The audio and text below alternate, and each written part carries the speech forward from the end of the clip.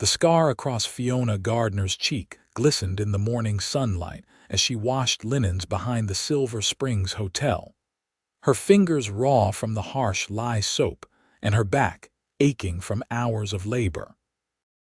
At 22, she had learned to duck her head whenever a patron passed by, letting her copper hair fall forward to shield the twisted flesh that ran from her right temple down to her jawline. Colorado Territory, 1874, was no place for a woman with a marred face and no family to speak of. "Miss Gardner, those sheets better be done by noon," Mrs. Holloway, the hotel owner's wife, called from the back door. "We've got a cattle drive stopping through tonight and every room needs fresh bedding." "Yes, madam," Fiona replied, wringing out another sheet with renewed vigor. Her arms trembled with exhaustion, but she couldn't afford to lose this position. 6 months in Silver Springs had been the longest she'd managed to stay in one place since the fire 3 years ago. The fire that had taken everything: her parents, their homestead in Kansas, and her unmarked skin. Fiona hung the last sheet on the line and collected her empty basket. As she turned toward the hotel's back entrance, the thunder of hooves made her pause. A group of riders approached from the east, dust clouds billowing behind them. The cattle drive Mrs. Holloway had mentioned must be arriving early. She hurried inside, desperate to avoid their stares. Cowboys were the worst of the lot, rough men with rough manners who either recoiled at the sight of her or made crude propositions, assuming a scarred woman had no virtue worth protecting. "Fiona," Mrs. Holloway barked, "stop dawdling. The dining room needs setting for supper."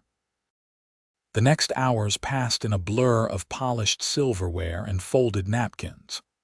Fiona worked methodically, keeping her face angled away from the door as the first of the cowboys began to filter in, their spurs jingling against the wooden floorboards, their voices loud after days on the trail.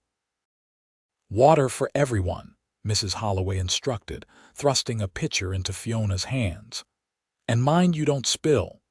Fiona nodded, gathering her courage before turning toward the crowded tables. She kept her eyes down, moving efficiently between the men, filling glasses without meeting gazes. It worked well until she reached the last table.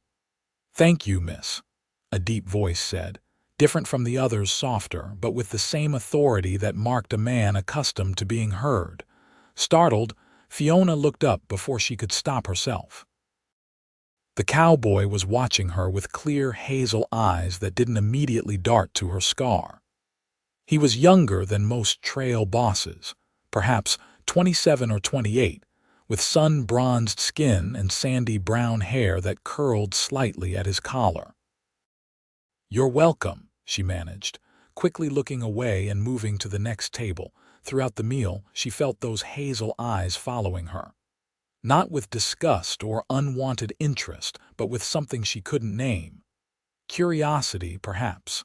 It unnerved her more than outright revulsion would have. When the dining room finally emptied, Fiona began clearing the tables. Most of the cowboys had moved to the saloon across the street, their rowdy laughter drifting through the open windows. "Miss," she jumped, nearly dropping the stack of plates she carried. The cowboy with the hazel eyes stood in the doorway, hat in hand. "I didn't mean to startle you," he said. "I wanted to thank you properly for the service. Name's Kieran Hayes." Fiona shifted uncomfortably. "No thanks necessary, Mr. Hayes, just doing my job. Still, it's appreciated." He hesitated, then added, "I don't suppose you'd tell me your name, Fiona," she replied, then immediately regretted it. Names led to conversations, and conversations led to the inevitable moment when men realized they didn't want to be seen with a woman who looked like her. "Fiona," he repeated as if testing the sound. "That's pretty. Irish, my grandmother was." She moved toward the kitchen, hoping he'd take the hint. Instead, he fell into step beside her. "I've got a proposition for you, Miss Fiona." Her stomach clenched. Here it came the assumption that her scars made her desperate enough for any man's attention. "I'm not interested," she said coldly. Kieran blinked, then a flush crept up his neck. "No, nothing like that. My apologies if I gave that impression." He cleared his throat. "We'll be in town for 3 days while we rest the herd and secure supplies. I need someone to mend some shirts and maybe wash a few things. Mrs. Holloway said you might take on extra work." Fiona stared at him, trying to discern any hidden meaning in his words. "I do take in sewing sometimes." "I'll pay fair," he added. "More than fair." The extra money would help build her savings, the small cash she was putting aside to one day open a seamstress shop in Denver or perhaps San Francisco, somewhere big enough that people might look past her scars to see her skill with a needle. "Bring your things tomorrow morning," she said finally. "I'll see what I can do." Kieran's smile transformed his face, crinkling the corners of his eyes. "I'm obliged, Miss Fiona." He settled his hat back on his head and tipped the brim to her before striding out. Fiona watched him go, a strange flutter in her chest that she quickly suppressed.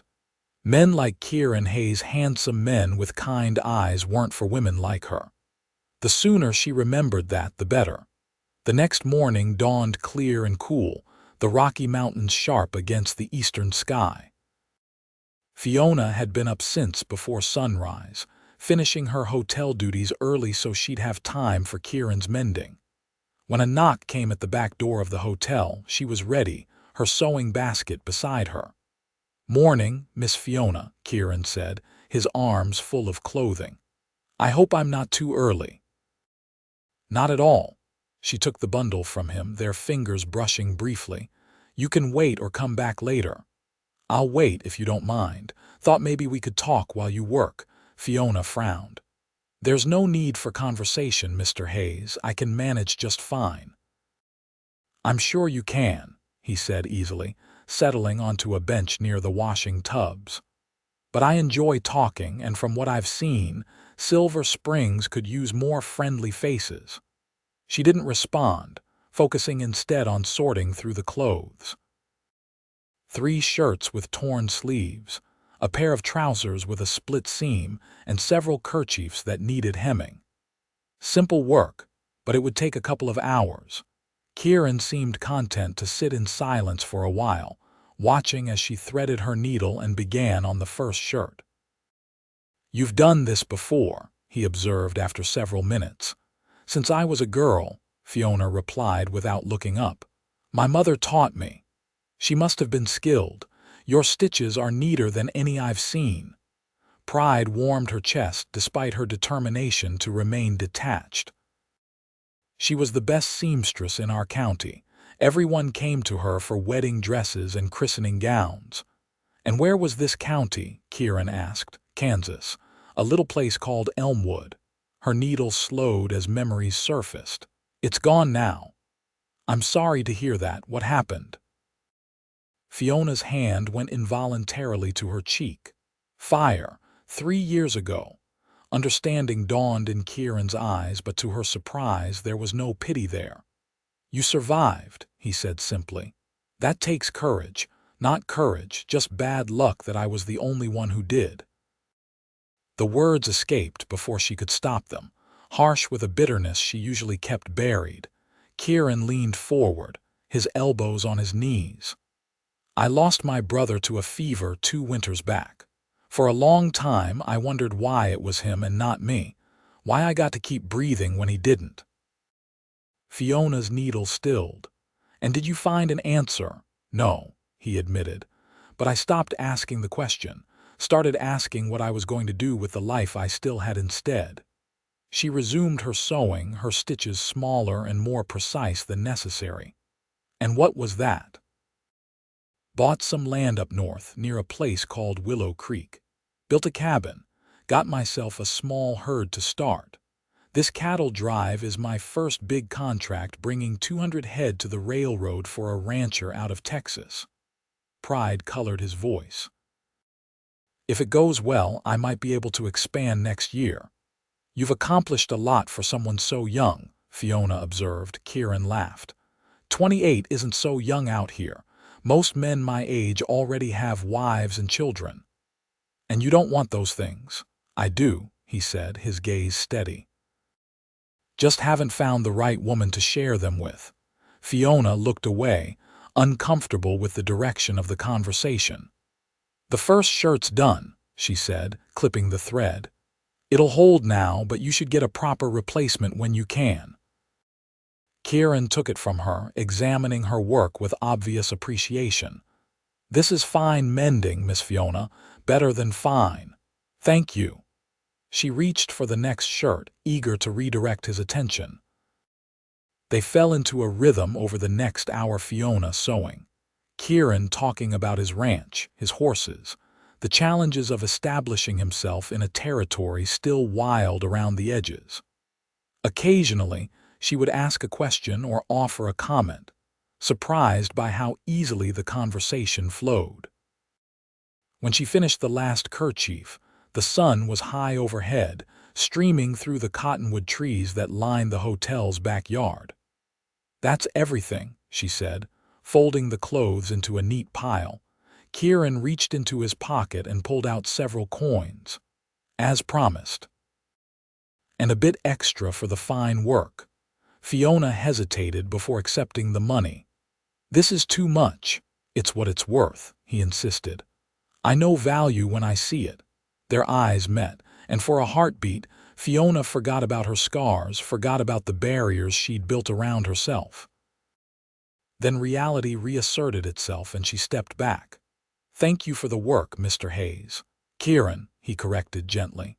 And I was hoping I might call on you tomorrow, maybe walk with you after church if you're amenable. Fiona stared at him, confusion and suspicion warring within her. Why?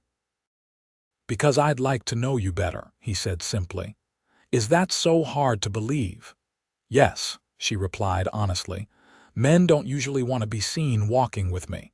Kieran's expression hardened slightly.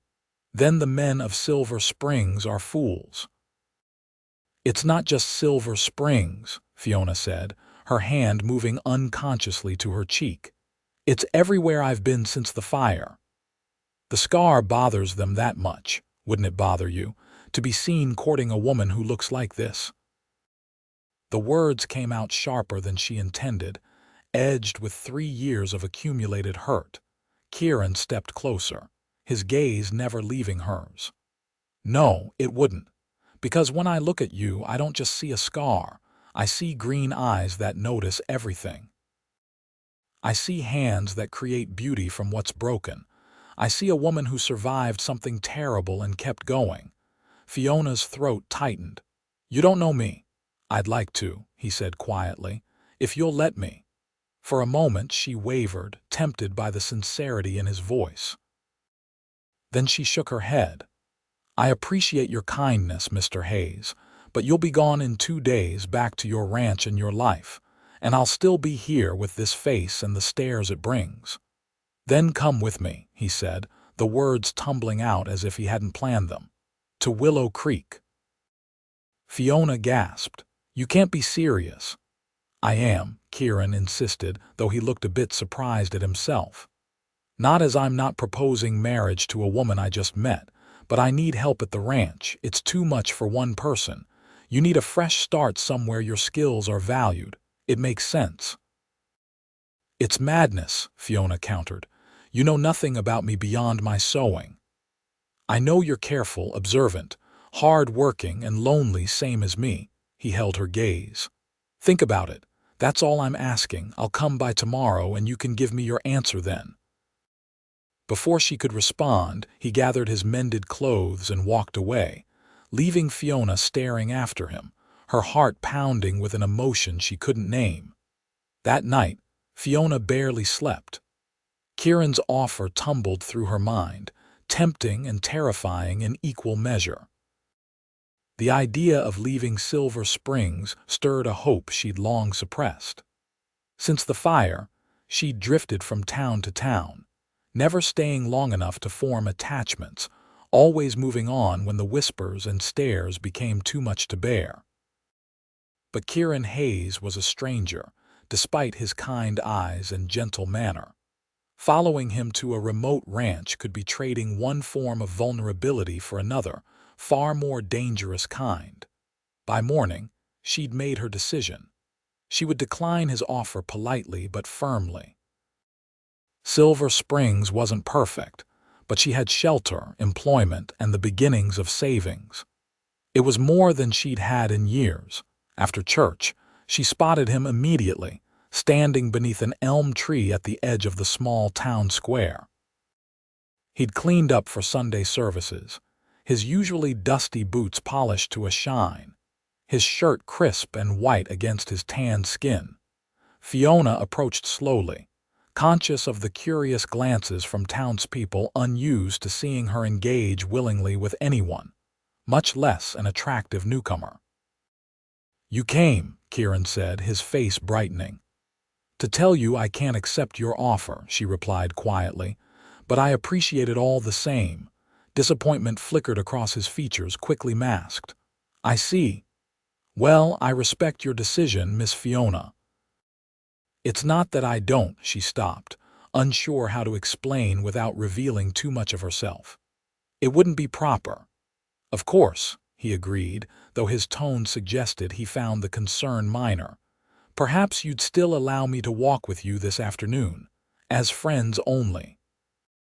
Fiona hesitated, then nodded. One walk couldn't hurt, and after tomorrow, he'd be gone from her life forever. All right. They strolled toward the creek that gave Silver Springs its name, maintaining a respectable distance between them. For the first time in years, Fiona found herself noticing the beauty around her, the wildflowers dotting the grass, the clear blue of the Colorado sky, the distant mountains still capped with snow despite the summer heat. "It's peaceful here," Kieran observed. "Reminds me a bit of my own place, though Willow Creek runs faster than this." "How long have you been there?" "Almost 2 years now. Started with 10 acres and a tent." He smiled at the memory. "Now I've got 40 acres, a proper cabin, and 30 head of my own cattle, besides what I drive for others." "You built all that yourself?" "Had help from neighbors when I raised the cabin. That's how it works out here. Everyone pitches in because someday you'll need the same in return." He glanced at her. "That's partly why I thought you might consider my offer. Willow Creek is small, but the people there look out for each other." Fiona's steps slowed. "And they wouldn't mind my—" She gestured vaguely to her face. Kieran stopped walking entirely, turning to face her. "Can I speak plainly, Miss Fiona?" She nodded, bracing herself.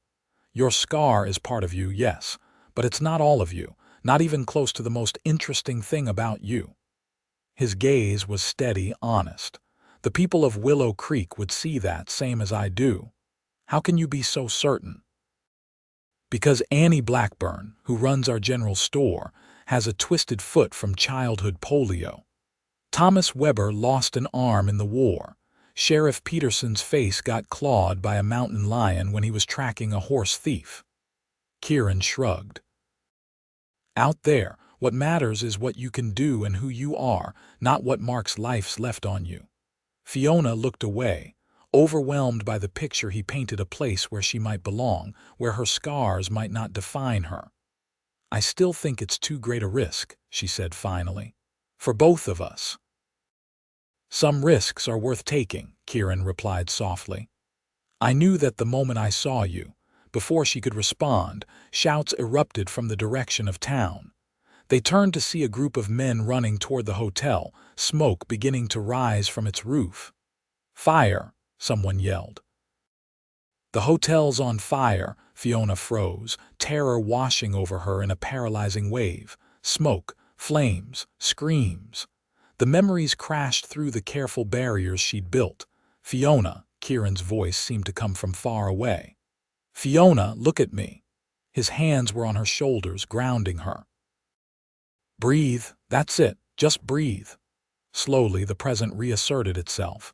The hotel was burning, but it wasn't her home in Kansas. She wasn't trapped. She was standing by the creek with Kieran. "We need to help," she managed, her voice shaking. "My things," "Let's go," he said, keeping one hand at the small of her back as they hurried toward the commotion. By the time they reached the hotel, a bucket brigade had formed, passing water from the town pump to the flames licking up the eastern wall. Mrs. Holloway stood in the street, directing people with the authority of a general. "The West Wing is still clear," she was saying. "Get the guests' belongings out if you can. The East rooms are lost." "Where's Mr. Holloway?" someone called. "Still inside, trying to save the ledgers," she replied, her composure slipping for the first time. Without hesitation, Kieran joined the men fighting the fire, taking a position in the bucket line.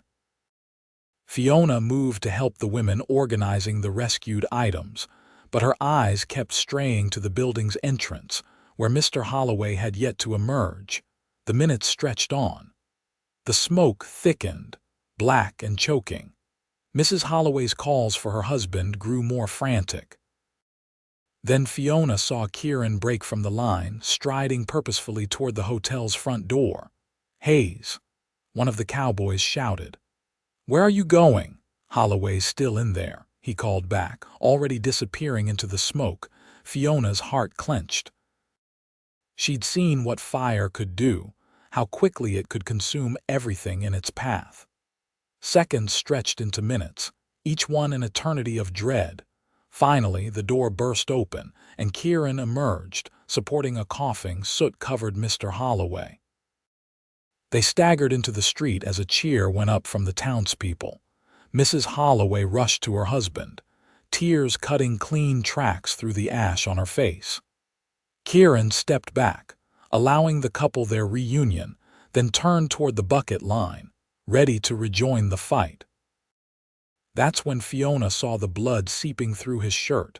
"Kieran," she called, rushing to his side. "You're hurt." He glanced down, seeming surprised by the red stain spreading across his right shoulder. Something fell, didn't feel it at the time. "Come with me," she said, taking his arm. "You need that tended." He allowed her to lead him away from the chaos, toward the town doctor's small office. But Dr. Miller was already overwhelmed with others injured in the fire. "I can clean it," Fiona said decisively. "There's a pump behind the smithy." They found a quiet corner where Kieran could sit on an overturned barrel while Fiona fetched water and clean cloths. When she returned, he had removed his shirt, revealing a gash about 4 inches long across his shoulder, still oozing blood. "It needs stitching," she said, examining the wound carefully. "I have my sewing kit, but do it," Kieran said, his jaw tight. "I trust your hands." Fiona worked methodically, cleaning the wound first, then sterilizing her finest needle in the flame of a lantern the blacksmith provided. Kieran didn't flinch when she began sewing, though she knew it must hurt terribly. "Why did you go in after Mr. Holloway?" she asked, partly to distract him, partly because she genuinely needed to understand. "You barely know these people." "Someone needed help," Kieran replied simply. "Wouldn't you have done the same?" Fiona's hands stilled momentarily. Would she have? Before today, she might have said no, that self-preservation had become her highest law. But watching Kieran run into that burning building had awakened something she thought long dead. "I don't know," she admitted. "I've been afraid of fire since Kansas. Yet here you are, steady as a rock, stitching me up while the hotel's still burning." His eyes, despite the pain, held admiration. "Courage isn't about not being afraid, Fiona. It's about doing what needs doing anyway." She tied off the last stitch and covered the wound with a clean bandage. "There. It should heal clean if you keep it dry." "Thank you." Kieran stood, wincing slightly as he pulled his ruined shirt back on. "We should see if they need more help."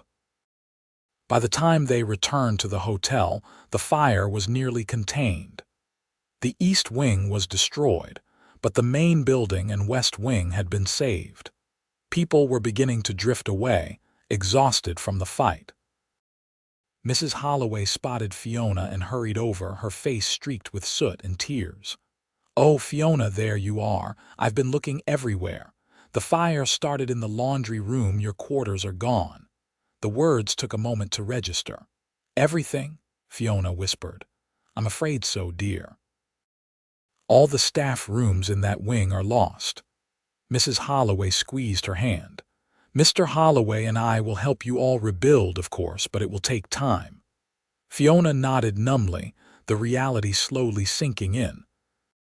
Her few possessions, the quilt her mother had made, the small box of keepsakes she'd managed to save from Kansas, the carefully hoarded savings sewn into the lining of her traveling bag, all gone.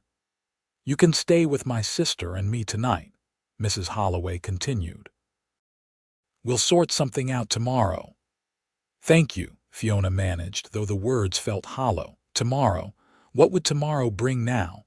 Another town, another temporary job, another round of stares and whispers. She felt Kieran's presence beside her before he spoke.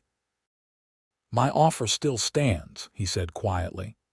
"Perhaps now more than ever." Fiona turned to look at him, this man she'd known for barely 2 days, who had walked into fire without hesitation and emerged with the same steady gaze, the same quiet strength. "Why?" she asked, needing to understand. "Why would you risk taking in a stranger?" "You're not a stranger," Kieran replied. "Not anymore." He reached out slowly, telegraphing his movement, giving her time to pull away. When she didn't, his fingers gently traced the ridge of scar tissue along her cheek. It was the first time anyone had willingly touched her there since the doctor who'd treated her burns. "These scars," he said, his voice low and certain, "they're proof you survived for me. Proof you're strong enough to face whatever comes. I admire that, Fiona, more than I can say." Her eyes filled with tears, not of shame or grief, but of a tentative, fragile hope. "I don't have anything left," she whispered. "No money, no possessions. You have yourself," Kieran interrupted. "Your skills, your courage. That's more than enough to start with." He smiled slightly. "Besides, I need someone who can sew a straight seam. These cattle drives are hard on shirts." Despite everything, Fiona found herself smiling back. "Is that all you need me for?" "Mending? No," he said honestly, "but it's a place to begin." In that moment, standing amid the aftermath of another fire, Fiona made her choice. Not from desperation or fear, but from a newfound conviction that perhaps her life could be more than mere survival. "When do we leave?" she asked. Kieran's smile widened, transforming his face. "Day after tomorrow. Once we're sure the town has things under control here." 2 days later, Fiona sat beside Kieran on the wagon seat, watching Silver Springs recede into the distance. Ahead lay Willow Creek and a future she couldn't predict. The only possessions she had were the clothes Mrs. Holloway had given her. Her sewing kit, miraculously saved because she'd had it with her during the fire, and a small sum of money Kieran had insisted on advancing her from her future wages. Having second thoughts, Kieran asked, noticing her silence. "No," Fiona replied, surprising herself with the certainty in her voice. "Just thinking about new beginnings." "They can be frightening," he acknowledged. "Yes," she agreed. "But like someone recently told me, courage isn't about not being afraid. It's about doing what needs doing anyway." Kieran's laugh was warm in the cool morning air. "Sounds like a wise fellow." "He has his moments," Fiona said, a smile tugging at her lips. As the wagon rolled north toward Willow Creek, Fiona felt something unfamiliar unfurling in her chest, not just hope, but a sense of possibility she'd thought forever lost in the flames of her past. The journey to Willow Creek took 4 days, each mile putting more distance between Fiona and the life she'd known. They traveled with 3 of Kieran's cowboys, who treated her with a careful respect that gradually relaxed into genuine friendliness. On the evening of the 4th day, they crested a hill, and Kieran pulled the wagon to a halt. "There it is," he said, pointing to the valley below.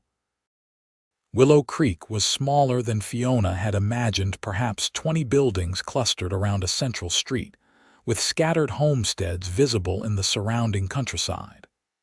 A creek wider than its name suggested cut through the valley, bordered by the willows that had inspired it. "It's beautiful," Fiona said honestly. "Wait until you see the ranch," Kieran replied, a note of pride in his voice. "It's another 3 miles north, up near the foothills." When they finally arrived at Kieran's property, the sun was setting, painting the sky in brilliant oranges and pinks. The cabin was modest but solid, with a covered porch and glass windows. A barn stood nearby, along with a corral where several horses grazed. Beyond, the land rolled gently upward toward pine-covered hills. "Home," Kieran said simply, jumping down from the wagon and coming around to help Fiona descend. His hand was warm and calloused against hers, steady as he guided her to the ground. For a moment they stood close, the air between them charged with something Fiona wasn't ready to name. "I'll show you where you'll be staying," he said, breaking the spell. "It's not much, but it's dry and warm." The small room off the kitchen had clearly been intended as a pantry but had been hastily converted for her arrival. A narrow bed with fresh linen stood against one wall, a washstand and mirror against another. A chest at the foot of the bed provided storage for what few belongings she had. "I'll build proper quarters for you once we're settled," Kieran promised. "Something with more space and privacy." "This is fine," Fiona assured him. "Better than I expected." "Rest tonight," he said. "Tomorrow I'll show you around the place, introduce you to what needs doing." That night, lying in a strange bed in a strange house, Fiona should have felt afraid or at least uneasy. Instead, she felt a curious peace. Perhaps it was exhaustion, or perhaps it was the knowledge that for the first time in years she wasn't hiding or running. She was moving towards something instead of away. The following weeks passed in a blur of new routines and responsibilities. Kieran's ranch, while small by territorial standards, required constant attention. There were meals to cook, clothes to wash and mend, a vegetable garden to tend. Fiona threw herself into the work, grateful for the physical exhaustion that let her sleep deeply each night. Kieran kept his distance, careful never to make her uncomfortable with his presence. They settled into an easy companionship, taking meals together and talking late into the evening about their pasts and their hopes for the future. 1 month after her arrival, Kieran took her into town for supplies. Fiona was nervous about meeting the people of Willow Creek, certain they would stare at her scarred face the way everyone always did. To her surprise, the introductions passed without incident. Annie Blackburn at the general store was warm and talkative, her twisted foot seemingly forgotten as she moved efficiently behind the counter. Sheriff Peterson's scarred face didn't prevent him from tipping his hat gallantly when Kieran introduced them. "See," Kieran said as they loaded their purchases into the wagon. "Told you they wouldn't care about your scars." "I'm beginning to think Willow Creek might be the exception, not the rule," Fiona replied, still marveling at the easy acceptance she'd found. "Or maybe the world has more kindness in it than you've been led to believe," Kieran suggested. As summer faded into autumn, the ranch's rhythms shifted. There was hay to cut and store, cattle to bring down from the higher pastures, the cabin to prepare for winter's chill. Through it all, Fiona found herself watching Kieran the way he worked with tireless energy, how gentle he was with the animals, the quiet authority he commanded among his men. And sometimes, when he thought she wasn't looking, she caught him watching her too. On the first truly cold day of October, Fiona was hanging laundry to dry indoors when Kieran entered, stomping snow from his boots. "Early storm moving in," he announced. "The men are securing the barn and corral. Might be a rough night." By evening, The wind was howling around the cabin's corners, driving snow against the windows in white sheets. Kieran built up the fire in the main room's hearth, and Fiona brought out blankets. "Reminds me of my first winter here," Kieran said, settling into his chair with a cup of coffee. "Thought I might freeze to death before spring." "Why did you stay?" Fiona asked, curling into the chair opposite him. "It would have been easier to go back east, find work in a town somewhere." "Easier, yes, but not what I wanted." He stared into the flames. "After my brother died, I needed something that was mine alone, something I built with my own hands." "And have you found what you were looking for?" Kieran looked up, his gaze holding hers. "Parts of it. The land, the ranch, they're coming along, but a home needs more than walls and a roof." The weight of his words hung in the air between them. Fiona's heart quickened, both in anticipation and fear. "Kieran," she began, not sure what she meant to say. He set his cup down and leaned forward. "I've been careful these past months, Fiona, tried not to push or pressure you. But I think you know how I feel." "I'm not sure I do," she whispered, though it wasn't entirely true. She'd seen it in his eyes, felt it in the careful distance he maintained. "Then let me be clear." Kieran moved to kneel beside her chair, bringing them face to face. "I'm falling in love with you. Probably have been since that first day in Silver Springs when you looked up at me with those green eyes of yours." Fiona's breath caught. "You can't mean that." "I do," he insisted. "Every word." "But my face is beautiful to me," he interrupted. "All of it, the scars included." His hand rose to cup her cheek, thumb gently tracing the ridged skin there. "These marks show me who you are, Fiona, a survivor, a woman of incredible strength." Tears filled her eyes. "I've spent 3 years hiding them, hiding myself. You don't have to hide from me, not ever." His gaze was unwavering. "I love you, Fiona Gardner, and if you'll give me the chance, I'll spend every day showing you exactly why." The dam inside her broke. Years of loneliness, of believing herself unlovable, crumbled beneath the sincerity in his eyes. Fiona leaned forward, pressing her forehead against his. "I'm scared," she admitted. "Not of you, but of believing in this, in us." "I know," Kieran said softly, "but we can be scared together. That's what partnership means. Partnership, marriage, eventually, if you'll have me." He smiled slightly. "Though I'll wait until you're ready for that question." Fiona drew back enough to see his face clearly. In his eyes, she saw everything she'd never dared hope for: acceptance, admiration, love. "I think," she said slowly, "that I've been ready since the moment you told me my scars were proof I survived for you." Kieran's smile was brighter than the fire's glow. Slowly, giving her time to pull away, he leaned in. Their lips met in a gentle kiss that promised more to come, a lifetime of kisses, of shared days and nights, of a love built on mutual respect and understanding. When they parted, Fiona felt as though something fundamental had shifted within her.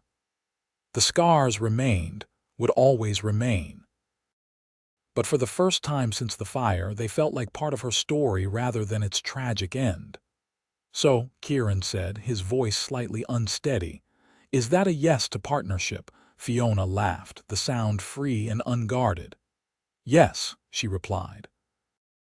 "To partnership, to marriage when the time is right, to building something here that's ours." Outside, the storm raged on, but within the cabin's walls, Fiona Gardner had finally found her way home, not to a place, but to a person who saw her completely and loved her anyway. 3 months later, on a clear January morning, Fiona Gardner became Fiona Hayes in a simple ceremony at Willow Creek's small church. She wore a dress she'd made herself, with her scar proudly uncovered, no longer a mark of shame but a badge of survival. And when Kieran kissed his bride before the assembled townspeople, there wasn't a dry eye in the building, not because they pitied the scarred woman who had found love, but because they recognized the rare and precious gift of two souls who had found each other against all odds. To new beginnings, Kieran whispered against her lips. And to the scars that brought us here, Fiona replied, finally understanding that some wounds, though they never fully heal, can lead to the greatest blessings of all.